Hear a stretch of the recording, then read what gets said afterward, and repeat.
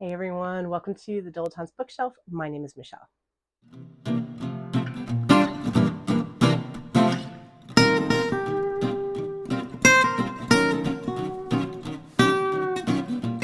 So I hope you are all having a wonderful start to 2024. I am testing out my handy dandy new microphone that was given to me. So hopefully the sound quality is pretty good on this. It was a Christmas present. So I have a cup of coffee, and I thought it'd be fun to give you a little update on my Goodreads goal, which was to read 52 books, and I think I ended at 56.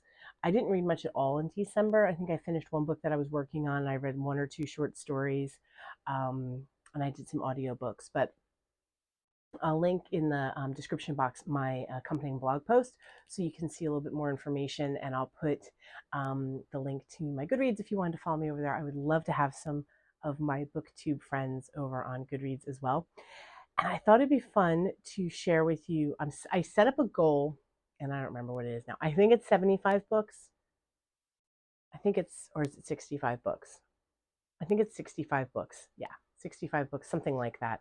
I think I went like 20% and then added a little. Very sophisticated math. Um, but yes, so I decided to up my goal for reading this year. I've already finished one book, which was really cool. It was one of the short stories in the Misreads book that I had said I was going to try to read for 2024. And I read one of the short stories. So that was the first book that I finished as of this year. So I have my reading goals for January, and I thought it would be fun to share those with you. So the first book I'm reading is Adorning the Dark, and it's by Andrew Peterson. Now, I've actually started this book already, and I'm reading it, and it worked out really well because I am taking part in a year-long art journaling class with Carla Sondheim. Again, I'll put information to any of this kind of stuff in case you're interested in an art class, and Carla's classes are great. But I'll link all that in the blog post so you can check it out. But one of the assignments is to read a book on creativity or listen to a podcast or something along those lines, or read an interview, something. And I happened to be reading this book, and I was trying to figure out what I was going to use for the class. I was like, oh, this book is perfect because it's all about creativity. So it says, making something beautiful in a broken world can be a harrowing work, and it can't be done alone. Over the last 20 years, Andrew Peterson has performed thousands of concerts, published 4 novels, released 10 albums, taught college and seminary classes on writing, founded a nonprofit ministry for Christians in the arts, and executive produced a film, All in Belief, that God calls us to proclaim the gospel and the coming kingdom using whatever gifts are at our disposal.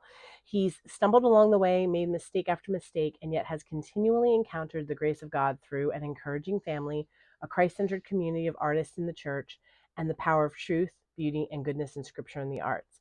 While there are many books about writing, none deal firsthand with the intersection of songwriting, storytelling, and vocation, along with the nuts and bolts exploration of the great mystery of creativity.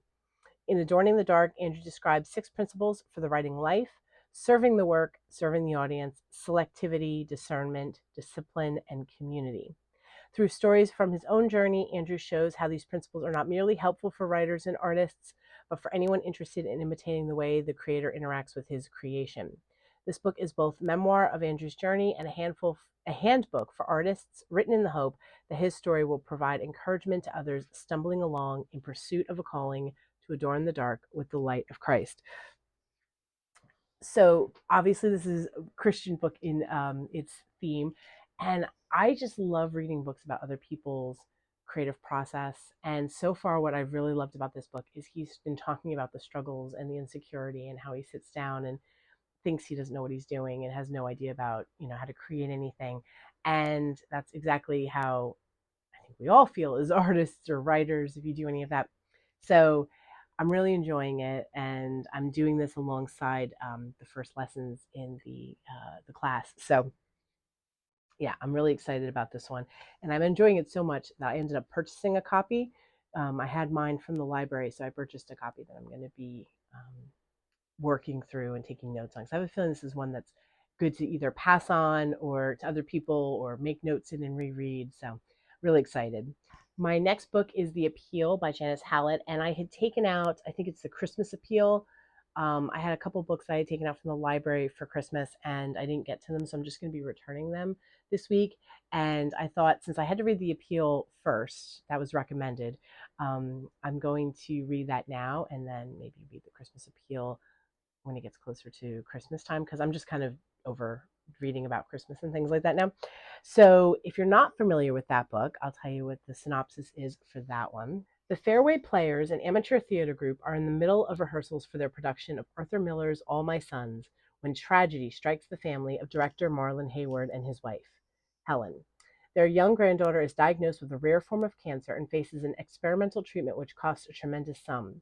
So their fellow castmates rally to raise the money to give her a chance at survival. But not everybody is convinced of the experimental treatment's efficacy, nor of the good intentions of those involved. As tension grows within the community, things come to a shocking head at the explosive dress rehearsal. The next day, a dead body is found, and soon an arrest is made. In the run up to the trial, two young lawyers sift through the evidence with a growing suspicion that the killer may be hiding in plain sight.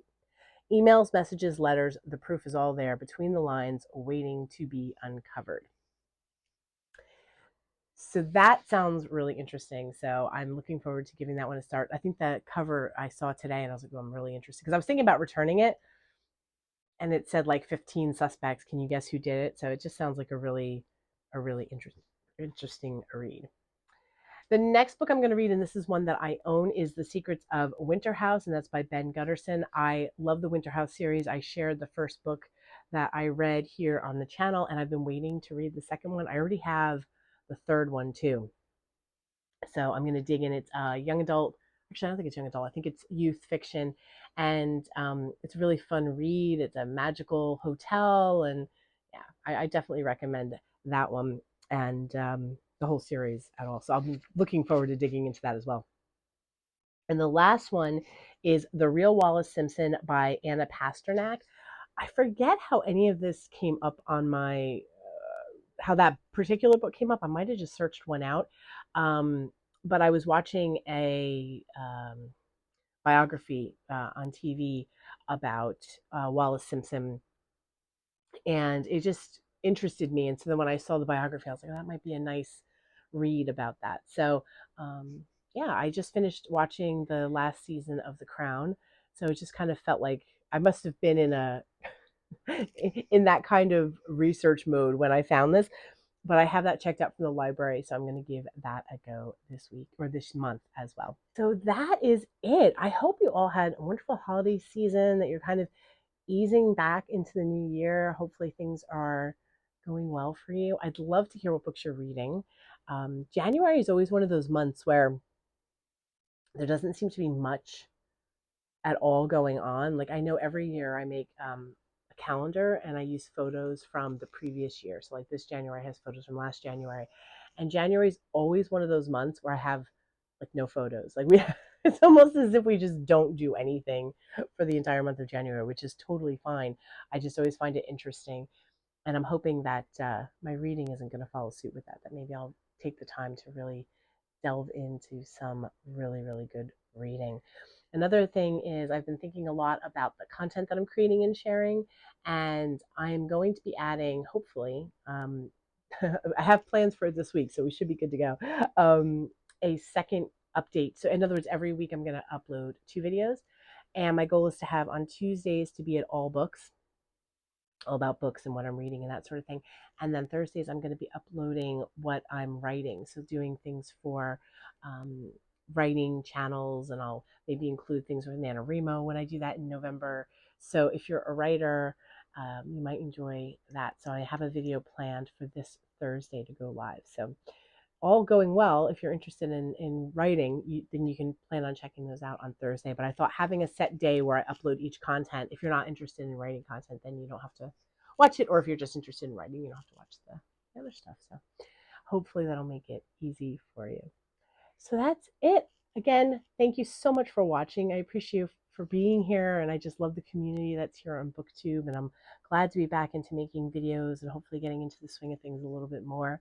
And if you've read any of the books that I have on my list for January, I'd love to hear your thoughts, so please do put them in the comments down below. Thank you, everyone. Have a wonderful day, and I'll see you next time.